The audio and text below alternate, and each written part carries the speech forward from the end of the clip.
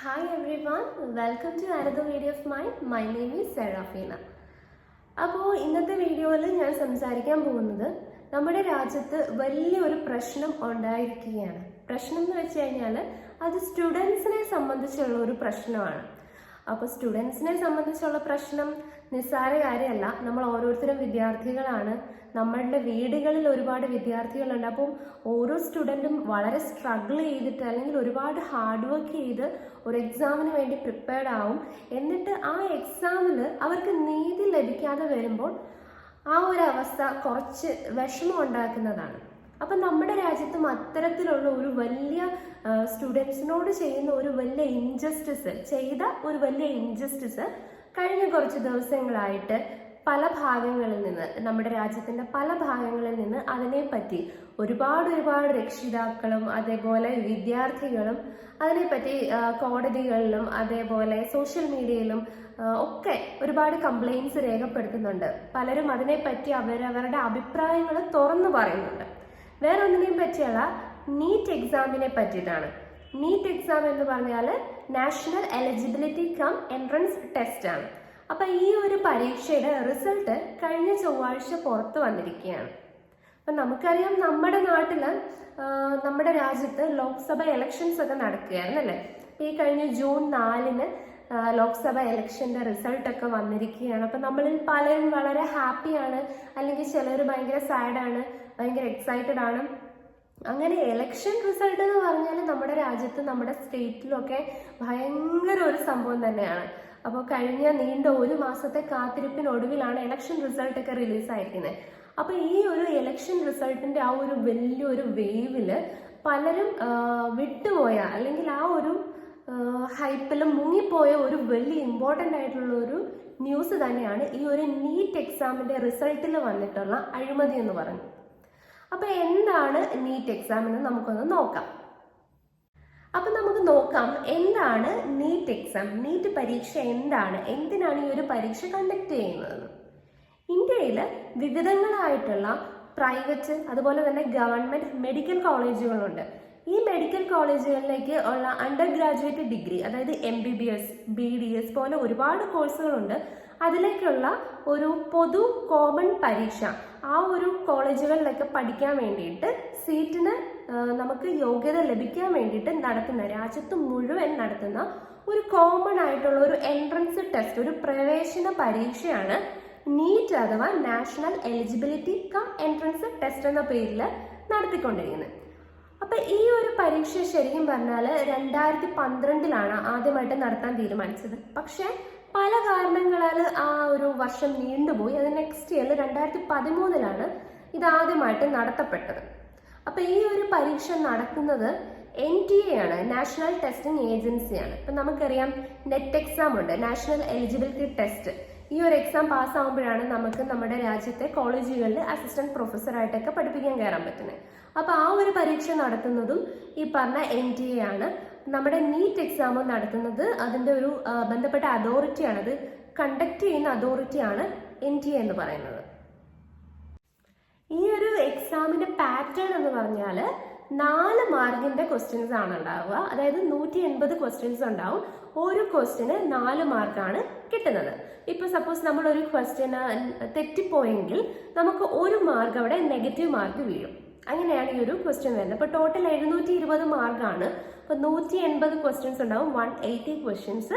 അവർ ഓരോ ക്വസ്റ്റ്യനും 4 മാർക്ക് വെച്ചായിരിക്കും നമുക്ക് കിട്ടുന്നത്. നെഗറ്റീവ് മാർക്കും ഉണ്ട്. ഏതെങ്കിലും ഒരു ക്വസ്റ്റ്യൻ തെറ്റിപ്പോയി കഴിഞ്ഞാൽ 1 മാർക്ക് അവിടെ നെഗറ്റീവ് മാർക്ക് വീഴുന്നതായിരിക്കും. അപ്പൊ നമ്മൾ പറഞ്ഞു, ഈ ഒരു എക്സാമിന്റെ റിസൾട്ട് ഈ കഴിഞ്ഞ ചൊവ്വാഴ്ച പുറത്തു വന്നു. ഇത് പുറത്തു വന്നതോടൊപ്പം തന്നെ ഈ പരീക്ഷയെ പറ്റിയും ഇതിന്റെ നടത്തിപ്പിനെ പറ്റിയും ഇതിന്റെ ചോദ്യ പേപ്പറിനെ പറ്റിയും ഒരുപാട് വിവാദങ്ങളും ഇങ്ങനെ ഭയങ്കരമായിട്ട് പുറത്തേക്ക് വരികയാണ്. ഒരുപാട് കുട്ടികളും അതുപോലെ അവരുടെ പാരന്റ്സുമാണ് ഈ ഒരു വിവാദങ്ങളും അല്ലെങ്കിൽ ഈ ഒരു പ്രശ്നങ്ങളും ഒക്കെ ക്രിയേറ്റ് ചെയ്യുന്നത്. അപ്പൊ ഇതിൽ എന്തെങ്കിലും കാര്യമുണ്ടോ, ഇവർ പറയുന്നതിൽ എന്തെങ്കിലും അർത്ഥമുണ്ടോ എന്ന് നമുക്കൊന്ന് നോക്കാം. അപ്പൊ ഞാനൊരു വിദ്യാർത്ഥിയാണ്, അതുപോലെ ഈ ഒരു പരീക്ഷയ്ക്ക് വേണ്ടി ഞാനും ഒരുപാട് കഷ്ടപ്പെട്ടതാണ്. അതുകൊണ്ട് തന്നെ നമുക്കൊക്കെ ഈ ഒരു പ്രശ്നമൊക്കെ കാണുമ്പോൾ കുറച്ചൊക്കെ വിഷമം ഉണ്ടാവും. അപ്പൊ നമുക്ക് നോക്കാം എന്താണ് ഈ ഒരു ക്വസ്റ്റ്യൻ പേപ്പറിനെ പറ്റിയും ഈ ഒരു പരീക്ഷയുടെ നടത്തിപ്പിനെ പറ്റിയും വന്നിട്ടുള്ള പ്രധാന പരാതികളെന്ന് നമുക്ക് നോക്കാം. ആദ്യം തന്നെ പറയുന്നത്, ഈ ഒരു പരീക്ഷ 2024 നീറ്റ് എക്സാം നടക്കുന്നതിന് ഒരു ദിവസം മുൻപ് ഈ പരീക്ഷയുടെ ക്വസ്റ്റ്യൻ പേപ്പർ ഒരുപാട് ബ്രോക്കേഴ്സ് മുഖേന പല വിദ്യാർത്ഥികൾക്കും എത്തിയിട്ടുണ്ടെന്നാണ്. അതായത് ചില പ്രത്യേക താല്പര്യം ഈ പരീക്ഷ നടത്തുന്നവരുടെ അല്ലെങ്കിൽ അധികൃതർക്ക് പ്രത്യേക താല്പര്യമുള്ള ചില വിദ്യാർത്ഥികൾക്ക് ബ്രോക്കേഴ്സ് മുഖേന ഈ ക്വസ്റ്റ്യൻ പേപ്പർ എത്തിച്ചിട്ടുണ്ട് എന്ന് പറയപ്പെടുന്നുണ്ട്. അപ്പൊ ഈ ഒരു ബ്രോക്കറിന് ഒരു വിദ്യാർത്ഥിയിൽ നിന്ന് 30 മുതൽ 50 ലക്ഷം രൂപ വരെ ഈ ഒരു ക്വസ്റ്റ്യൻ പേപ്പർ വാങ്ങാൻ വേണ്ടിയിട്ട് കൊടുത്തിട്ടുള്ളതായിട്ട് തെളിവും ലഭിച്ചിട്ടുണ്ട്. മാത്രമല്ല, ഈ പരീക്ഷ നടത്തിപ്പുമായിട്ട് ബന്ധപ്പെട്ടിട്ടുള്ള കുറച്ച് ഇൻവിജിലേറ്റേഴ്സിനെയും അതുപോലെ അവർക്ക് വേണ്ടപ്പെട്ട ചില ആളുകളും ഉൾപ്പെടെ 13 പേരെ ബീഹാർ പോലീസ് അറസ്റ്റ് ചെയ്തിട്ടും ഉണ്ട്. അപ്പോൾ ഇത്രയും വലിയൊരു പരീക്ഷ നമ്മുടെ രാജ്യത്ത് നടത്തുന്ന വലിയ പരീക്ഷകളിൽ ഒന്നാണ്. അപ്പൊ ഈ ഒരു പരീക്ഷയിൽ ഇത്രയും വലിയൊരു ക്രമക്കേട് നടന്നിട്ടുണ്ടെങ്കിൽ അത് തീർച്ചയായും എല്ലാവരും അറിയപ്പെടേണ്ട കാര്യം തന്നെയാണ്. എല്ലാവരിലേക്കും ആ ഒരു വാർത്ത എത്തിപ്പെടേണ്ടത് തന്നെയാണ്. അതുപോലെ തന്നെ സംഭവിക്കുന്നുമുണ്ട്. കാരണം ലക്ഷക്കണക്കിന് വിദ്യാർത്ഥികളാണ് ഈ ഒരു പരീക്ഷയ്ക്ക് വേണ്ടി തയ്യാറെടുക്കുന്നത്. അവർ പല വർഷങ്ങളിലായിട്ട് അവരുടെ സമയം അതുപോലെ അവരുടെ സ്വപ്നം ഇതിനൊക്കെ വേണ്ടിയിട്ട് അല്ലെങ്കിൽ ഈ ഒരു സമയമൊക്കെ സ്പെൻഡ് ചെയ്യുന്നത് അവരുടെ വലിയൊരു ലക്ഷ്യത്തിലേക്ക് എത്താൻ വേണ്ടിയിട്ടാണ്. അപ്പോൾ ഈ ഒരു പരീക്ഷയുടെ ചോദ്യപേപ്പർ ഒരു കച്ചവട മാധ്യമമായിട്ട് അല്ലെങ്കിൽ ഒരു കച്ചവടത്തിന് വേണ്ടി ഉപയോഗിച്ച് അതിൽ നിന്നും പണം നേടുക എന്നൊക്കെ പറഞ്ഞാൽ എത്രയോ വിദ്യാർത്ഥികളോട് ചെയ്യുന്ന ഒരു ഇൻജസ്റ്റിസ് ആണ്, അല്ലെ? ഈ ഒരു എക്സാമിനെ പറ്റിയും അല്ലെങ്കിൽ ഈ ഒരു എക്സാമിന്റെ റിസൾട്ടിനെ പറ്റിയും പല വിദ്യാർത്ഥികളും അതേപോലെ അവരുടെ പേരൻസും മുന്നോട്ട് വെക്കുന്ന പ്രധാന കൺസേൺ എന്താന്ന് വെച്ചാൽ, ഈ പരീക്ഷയുടെ റിസൾട്ട് വന്നപ്പോൾ 1ാം റാങ്ക് നേടിയ വിദ്യാർത്ഥികളുടെ എണ്ണം 67ഓളമാണ്. അപ്പൊ ഇത്രയും വലിയ നമ്പർ ഫസ്റ്റ് റാങ്ക് നേടുന്ന വിദ്യാർത്ഥികൾ വന്നിരിക്കുകയാണ്. അപ്പൊ ഈ ഒരു നീറ്റ് എക്സാമിൽ ഇത്രയ്ക്കും വിദ്യാർത്ഥികൾക്ക് ഫസ്റ്റ് റാങ്ക് അല്ലെങ്കിൽ 720 മാർക്ക് നേടുക എന്ന് പറഞ്ഞാൽ വളരെ അസാധാരണമായിട്ടുള്ള ഒരു സംഭവമാണ്. ഈ ഒരു പരീക്ഷയിൽ ഇന്ന് വരെ ഇത്രയധികം വിദ്യാർത്ഥികൾക്ക് ഈ ഫസ്റ്റ് റാങ്ക് നേടിയ ഒരു ചരിത്രം ഉണ്ടായിട്ടില്ലെന്ന് തന്നെ പറയാം. അപ്പൊ അതുപോലെ തന്നെ വേറൊരു വലിയൊരു സംഭവമാണ് ഹരിയാന സംസ്ഥാനത്ത് ഒരു സെന്ററിൽ, അതായത് ഒരു സെന്ററിൽ തന്നെ 6 വിദ്യാർത്ഥികൾക്ക് ഫസ്റ്റ് റാങ്ക് നേടിയിട്ടുണ്ട്. അപ്പൊ ഇതെല്ലാം ഈ ഒരു പരീക്ഷയും ഇതിന്റെ നടത്തിപ്പിനെയും ഈ ഒരു ക്വസ്റ്റ്യൻ പേപ്പറുമായിട്ട് ബന്ധപ്പെട്ട ഈ ഒരു വിവാദത്തെയും എല്ലാം ഭയങ്കര ഒരു സംശയത്തിന്റെ നിഴലിലൂടെ ഈ ഒരു പരീക്ഷയിൽ പങ്കെടുത്ത മറ്റു വിദ്യാർത്ഥികളും അവരുടെ പാരൻസും നോക്കിക്കാണാൻ തുടങ്ങി. അവർ പരാതിപ്പെടാൻ തുടങ്ങി. ഇതിനെ പറ്റിയിട്ടുള്ള പ്രശ്നങ്ങളും വിവാദങ്ങളും ഭയങ്കരമായിട്ട് ചൂടുപിടിക്കാനും തുടങ്ങി. ഈ ഒരു ഹരിയാനയിലെ കാര്യം പറയുകയാണെങ്കിൽ അത് മറ്റു വിദ്യാർത്ഥികളോട് കാണിക്കുന്ന വലിയൊരു ഇൻജസ്റ്റിസ് തന്നെയാണ്, അല്ലെ? അവിടെ ഫരീദാബാദിലാണ് സംഭവം നടക്കുന്നത്. ഹരിയാനയിലെ ഫരീദാബാദ് എന്ന് പറയുന്ന സ്ഥലത്ത് ഒരു എക്സാം സെന്ററിൽ 6 വിദ്യാർത്ഥികൾക്കാണ് മുഴുവൻ മാർക്ക് നേടാൻ സാധിച്ചിട്ടുള്ളത്. അപ്പം അവർക്ക് മാർക്ക് നേടാൻ സാധിച്ചില്ല, നമുക്ക് ഒരു പ്രശ്നവുമില്ല. പഠിച്ചിട്ടുള്ള വിദ്യാർത്ഥികളാണെങ്കിൽ അവർക്ക് ഉറപ്പായിട്ട് മാർക്ക് ലഭിക്കും. പക്ഷെ ഇവിടെ സംശയം വന്നത് എന്താണെന്ന് വെച്ച് കഴിഞ്ഞാൽ, ഈ വിദ്യാർത്ഥികളുടെ എല്ലാവരുടെയും സീറ്റിന്റെ ഒരു ക്രമ നമ്പർ ഒരേ നിരയിലായിരുന്നു. അപ്പൊ അത് മറ്റ് മാതാപിതാക്കൾക്കും സ്റ്റുഡൻസിനും വലിയൊരു സംശയത്തിന് കാരണമായി. അപ്പൊ ഈ മാതാപിതാക്കളും ഈ സ്റ്റുഡൻസും ചോദിക്കുന്ന, ഇതൊക്കെ ഒരു കോയിൻസിഡൻസ് ആണോ? അങ്ങനെ യാദൃശ്ചികമായിട്ട് സംഭവിച്ച ഒരു സംഭവമായിട്ട് ഇതിനെ കാണാൻ കഴിയുന്നില്ല. മൊത്തത്തിൽ ഈ ഒരു പരീക്ഷയെ പറ്റി ആകെപ്പാടെ വിവാദങ്ങൾ ചൂടുപിടിച്ച് നിൽക്കുന്ന ഒരു സമയമാണ്. അപ്പൊ ഇങ്ങനെയും കൂടി ഒരു സംഭവം വരുമ്പം എല്ലാവരും അതിലേക്ക് കൂടുതൽ ഫോക്കസ് ചെയ്യുകയാണ്. അപ്പോൾ വേറൊരു സംഭവം വരികയാണ്, പല വിദ്യാർത്ഥികൾക്കും 718 719 മാർക്കൊക്കെ കിട്ടുകയാണ്. അപ്പൊ ഇത് വളരെ അസാധാരണമായിട്ടുള്ള ഒരു കാര്യം. ഞാൻ നേരത്തെ പറഞ്ഞു 720 720 മാർക്കും നേടിയ വിദ്യാർത്ഥികളുടെ എണ്ണം 67ഓളം ഉണ്ട്. അപ്പൊ ആ ഒരു റാങ്ക്, ഫസ്റ്റ് റാങ്ക് കഴിഞ്ഞു കഴിഞ്ഞാൽ ഒരു വിദ്യാർത്ഥി ഇപ്പൊ ഓരോ ക്വസ്റ്റ്യൻ എഴുതാതെ വിട്ട് കഴിഞ്ഞാൽ ആ കുട്ടിക്ക് ലഭിക്കും. ഞാൻ പെട്ടെന്ന് ഇരുന്ന സ്ഥലം ഒന്ന് ചേഞ്ച് ചെയ്യേണ്ടി വന്നു. അപ്പം നമ്മൾ പറഞ്ഞുകൊണ്ടിരുന്നത്, ഇപ്പോൾ ഒരു കുട്ടി ഈ ഒരു പരീക്ഷയിൽ 720 മാർക്ക് നേടുക എന്ന് പറഞ്ഞാൽ ഫുൾ ക്വസ്റ്റ്യനും കറക്റ്റായിട്ട് ആൻസർ ചെയ്തിരിക്കണം. ഇനി അതല്ല, ഈ കുട്ടിക്ക് ഒരു ക്വസ്റ്റ്യൻ തെറ്റിപ്പോയല്ല, ഒരു ക്വസ്റ്റ്യൻ ആ കുട്ടി എഴുതിയില്ല എന്ന് വിചാരിച്ചു. അങ്ങനെയാണെങ്കിൽ നമ്മൾ എങ്ങനെയൊക്കെ നോക്കിയാലും ഈ കുട്ടിക്ക് ലഭിക്കുന്നത് 716 മാർക്ക് മാത്രമായിരിക്കും. അതുപോലെ ഇപ്പൊ ഈ കുട്ടി എഴുതിയ ഒരു ക്വസ്റ്റ്യൻ, മാർക്ക് ചെയ്ത ഒരു ക്വസ്റ്റ്യൻ തെറ്റിപ്പോയെങ്കിൽ ആ ഒരു കുട്ടിക്ക് ലഭിക്കുന്ന മാർക്ക് എന്ന് പറഞ്ഞാൽ 715 മാർക്കായിരിക്കും. അപ്പൊ എങ്ങനെയാണ് പല കുട്ടികൾക്കും 718 719 മാർക്കൊക്കെ ലഭിച്ചത് എന്നാണ് പല പാരൻസും അതുപോലെ തന്നെ എക്സാം എഴുതിയ പല സ്റ്റുഡൻസും മുന്നോട്ട് വയ്ക്കുന്ന കൺസേൺ എന്ന് പറയുന്നത്. അപ്പോൾ ഈ ഒരു വലിയ വിവാദത്തിൻ്റെ ഒപ്പം തന്നെ ഈ ഒരു പ്രശ്നവും വരികയാണ്. ഈ ക്വസ്റ്റ്യൻ പേപ്പർ ചോർന്നു എന്ന് പറയുന്നതിനോടൊപ്പം തന്നെ ഈ മാർക്കിലുള്ള ഈ ഒരു ഡിസ്ട്രിബ്യൂഷൻ അല്ലെങ്കിൽ ഈ മാർക്ക് കൊടുത്തത് എങ്ങനെയാണ് എന്നൊരു ചോദ്യവും പാരൻസിൻ്റെ അടുത്ത് നിന്ന് ഭയങ്കരമായിട്ട് ഈ ഒരു വിവാദത്തിന് ചൂട് പിടിപ്പിച്ചുകൊണ്ട് വരികയാണ്. അപ്പോൾ ഇതിനെല്ലാം കൂടെ ചേർത്ത് NTA, അതായത് നമ്മൾ പറഞ്ഞ ഈ ഒരു എക്സാം കണ്ടക്ട് ചെയ്യുന്ന അതോറിറ്റിയായ നാഷണൽ ടെസ്റ്റിംഗ് ഏജൻസി ഒരു എക്സ്പ്ലനേഷൻ കൊടുക്കുന്നുണ്ടായിരുന്നു. അതായത് അവർ പറയുന്നത് എന്താണെന്ന് വെച്ചാൽ ഈ ഒരു നീറ്റ് എക്സാമിന് വേണ്ടി പല വിദ്യാർത്ഥികൾക്കും സമയം തികഞ്ഞില്ല പല കാരണങ്ങളാൽ. ഇപ്പം അവർക്ക് എക്സാം സെന്ററിൽ എത്തുന്ന കാര്യത്തിലാണെങ്കിലും അല്ലെങ്കിൽ പല റീസൺസിനാലും പല വിദ്യാർത്ഥികൾക്കും എക്സാമിന് സമയം തികഞ്ഞില്ല എന്നാണ് പറയുന്നത്.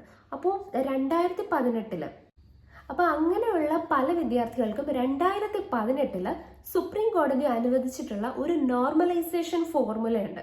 ഇങ്ങനെ പലവിധമായ കാരണങ്ങളാൽ പരീക്ഷയിൽ കൃത്യമായിട്ട് സമയം ലഭിക്കാതിരുന്ന വിദ്യാർത്ഥികൾക്ക് വേണ്ടി ഒരു നോർമലൈസേഷൻ ഫോർമുല സുപ്രീം കോടതി അനുവദിച്ചു കൊടുത്തിട്ടുണ്ടെന്നും അത് പ്രകാരം ഈ കുട്ടികൾക്ക് അവർക്ക് നഷ്ടപ്പെട്ട സമയത്തിന് നഷ്ടപരിഹാരമായിട്ട് ഗ്രേസ് മാർക്ക് കൊടുത്തിട്ടുണ്ടെന്നാണ് പറയുന്നത്. അപ്പൊ NTA പറഞ്ഞത് ഇവർക്ക് നഷ്ടപരിഹാരമായിട്ട് അവർക്ക് കൃത്യമായിട്ടുള്ള സമയം ലഭിച്ചില്ല പരീക്ഷ എഴുതി പൂർത്തിയാക്കാൻ. അപ്പോൾ ആ ഒരു അവർക്ക് സംഭവിച്ച ഒരു നഷ്ടത്തിന് പരിഹാരമായിട്ട് ഗ്രേസ് മാർക്ക് കൊടുത്താണ് ഇവർക്ക് നഷ്ടപരിഹാരം ആയിട്ട് മാർക്ക് നൽകിയത് എന്നാണ് NTA ഇതിന് പറയുന്ന വിശദീകരണം എന്ന് പറയുന്നത്. അപ്പൊ നമ്മൾ ഒരു സൈഡിലൂടെ നോക്കുകയാണെങ്കിൽ ശരിയാണ്. ഇപ്പൊ കുട്ടികൾക്ക് പല കാരണങ്ങളാൽ സമയം ലഭിച്ചില്ല എന്നുണ്ടെങ്കിൽ അവർക്ക് ജസ്റ്റിസ് കിട്ടണം അല്ലേ. പക്ഷേ അവിടെ അത്രയും കുട്ടികൾക്ക് അങ്ങനെ ഒരു ജസ്റ്റിസ് കൊടുക്കുമ്പോൾ ഈ രാജ്യത്ത് അതുവരെ പഠിച്ചുകൊണ്ടിരുന്ന ലക്ഷക്കണക്കിന് വിദ്യാർത്ഥികളോട് ചെയ്യുന്ന ക്രൂരതയാണ് ആ കാണിക്കുന്ന പ്രവൃത്തി എന്ന് പറഞ്ഞാൽ. കാരണം ഈ ഒരു പരീക്ഷ എന്ന് പറഞ്ഞാൽ നമ്മൾ ദയയുടെ പുറത്ത് മാർക്ക് കൊടുക്കേണ്ട ഒരു പരീക്ഷയല്ല, അത്രയ്ക്കും വലിയ ഒരു കോമ്പറ്റീറ്റീവ് എക്സാം ആണ്. അതിനുവേണ്ടി വർഷങ്ങളോളം കഷ്ടപ്പെട്ട് ഒരുപക്ഷെ വളരെ ചെറിയ പ്രായം മുതൽ ഈ ഒരു പരീക്ഷ ലക്ഷ്യം വെച്ച് വളർന്നു വരുന്ന വിദ്യാർത്ഥികളുണ്ടാവാം, അവരുടെ പേരൻസ് ഉണ്ടാവാം. അപ്പോൾ അവരൊക്കെ വളരെ ചെറിയ പ്രായം മുതൽ ഒരുപക്ഷെ പഠിക്കുന്നുണ്ടാവും, അല്ലെങ്കിൽ വളരെ കുറച്ച് സമയം കൊണ്ടാണെങ്കിൽ പോലും ഒരുപാട് കഷ്ടപ്പെട്ട് പഠിക്കുന്ന പല വിദ്യാർത്ഥികളെയും വിഡ്ഢികളാക്കിക്കൊണ്ടല്ലേ ഇങ്ങനെ ഒരു പ്രവൃത്തി ചെയ്യുന്നത്. അതായത് അവർക്ക് നഷ്ടപ്പെട്ടത് സമയമാണ്. അപ്പോൾ അവർക്ക് കൊടുക്കേണ്ടത് എന്താണ്? ഗ്രേസ് മാർക്ക് അല്ല, മറിച്ച് സമയം കൊടുക്കണം. അവർക്ക് എക്സ്ട്രാ ടൈം കൊടുത്തിട്ട് അവരെ കൊണ്ട് പരീക്ഷ എഴുതിപ്പിച്ച് അവരുടെ മാർക്ക് കൊടുക്കണമായിരുന്നു. അപ്പൊ ഈ പറയുന്നത് നമുക്ക് എത്രത്തോളം ഉൾക്കൊള്ളാൻ പറ്റുന്ന ഒരു ന്യായമാണ്. ഇങ്ങനെ സമയം നഷ്ടപ്പെട്ടു, അതുകൊണ്ട് അവർക്ക് ഇത്ര മാർക്ക് ഗ്രേസ് മാർക്കായിട്ട് കൊടുത്തു. അപ്പോൾ ഇവരെക്കാളിലും കൂടുതൽ മാർക്ക് പരീക്ഷ എഴുതി നേടിയ വിദ്യാർത്ഥികൾ ആരായി? അവര് മണ്ടന്മാരായി. അപ്പോൾ ആ വിദ്യാർത്ഥികൾ ആ ഫുൾ മാർക്ക് നേടിയത് അവർ പഠിച്ചെഴുതിയ മാർക്കല്ല, അവർ പഠിച്ചെഴുതിയ മാർക്കിനോടൊപ്പം ഗ്രേസ് മാർക്കും കൂടെ വന്നിട്ടാണ് അവർ ഫുൾ മാർക്ക് അല്ലെങ്കിൽ ഈ പറഞ്ഞ 719 718 മാർക്കൊക്കെ നേടിയിരിക്കുന്നത്. അപ്പോൾ ഈ പല വിദ്യാർത്ഥികളും പാരൻസും പറയുന്നത് എന്തുകൊണ്ട് നിങ്ങൾ ഇങ്ങനെ ഒരു അനീതി കാണിച്ചു? അവർക്ക് സമയം തികഞ്ഞില്ല എങ്കിൽ അവർക്ക് എക്സ്ട്രാ സമയം കൊടുത്ത് അവർക്ക് കുറച്ചും കൂടി റിലാക്സ്ഡ് ആയിട്ട് ഈ ഒരു എക്സാം അറ്റൻഡ് ചെയ്യാനുള്ള അവസരമായിരുന്നു ഉണ്ടാക്കേണ്ടിയിരുന്നത്. മറിച്ച് നിങ്ങൾ ഇങ്ങനെ ഒരു ഇൻജസ്റ്റിസ് ചെയ്തു. മാർക്ക് എന്ന് പറയുന്ന ഒരു സംഭവം അവർക്ക് വാരിക്കോരി കൊടുത്തു. അപ്പോൾ അവിടെ കഷ്ടപ്പെട്ട് പഠിച്ചെഴുതിയവർ ആരായി എന്നാണ് പല വിദ്യാർത്ഥികളും പല പാരൻസും ചോദിക്കുന്നത്. അപ്പോൾ ഈ ഒരു കാര്യം കേട്ടപ്പോൾ എനിക്കും ഇതാണ് ശരി എന്ന് തോന്നി. അവർക്ക് തീർച്ചയായിട്ടും എക്സ്ട്രാ ടൈം, അങ്ങനെ ഒരു പ്രശ്നം അവിടെ ഉണ്ടായിരുന്നെങ്കിൽ എക്സ്ട്രാ ടൈം കൊടുത്ത് അവർക്ക് ആ ഒരു നഷ്ടം നികത്താമായിരുന്നു. അല്ലാതെ മാർക്ക് കൊടുത്ത് നികത്തേണ്ട ഒരു സ്റ്റേജ് ആണോ ഈ ഒരു നീറ്റ് പോലത്തെ ഒരു വലിയൊരു എക്സാം എന്ന് നമ്മളിൽ പലർക്കും സംശയം തോന്നിയിട്ടുണ്ടാവാം. അപ്പം ഇതൊക്കെയാണ് ഈ ഒരു മെഡിക്കൽ എൻട്രൻസ് എക്സാം ആയ ഈ ഒരു നീറ്റ് എക്സാമിനെ പറ്റിയിട്ട് കഴിഞ്ഞ കുറച്ച് ദിവസങ്ങളായിട്ട് നമ്മുടെ രാജ്യം മുഴുവൻ ചർച്ച ചെയ്തുകൊണ്ടിരിക്കുന്ന ഒരു വിഷയം. അപ്പോൾ ഈ ഒരു എക്സാമിൻ്റെ റിസൾട്ട് വന്നപ്പോൾ ഞാൻ നേരത്തെ പറഞ്ഞതുപോലെ ഇലക്ഷൻ്റെ റിസൾട്ട് വന്നപ്പോഴാണ് ഈ ഒരു റിസൾട്ടും വന്നത്. അപ്പോൾ ആ ഒരു ഇലക്ഷൻ്റെ ആ ഒരു വലിയ ഒരു ബൂമിനിടയ്ക്ക് ഇതങ്ങ് മുങ്ങിപ്പോയി. പലരും ഇത് ശ്രദ്ധിച്ചില്ല, പലരും മറ്റേതിൻ്റെ പുറകിലായിരുന്നു. അപ്പോൾ ഈ ഒരു വിഷയം വളരെ ഗൗരവമേറിയൊരു വിഷയമാണ്.